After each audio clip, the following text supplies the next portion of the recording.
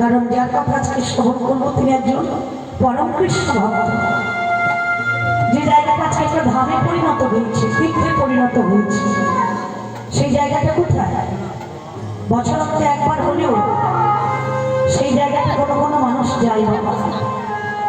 ওখানে স্নান করি, সেবা অর্চনা করি, পুজো অর্চনা করি, অর্থাৎ তারা দর্শন করে আসে। সেই স্থানটা কোথায়?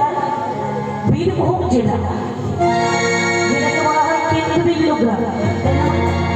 তাহলে সেই ভক্তির কথা আজকে আমরা আস্বাদন করবো। তো চলুন আমরা চলে যাই ভক্তলীলা আস্বাদন করবার জন্য সেই বীরভূম জেলা। বীরভূম জেলার অন্তর্গত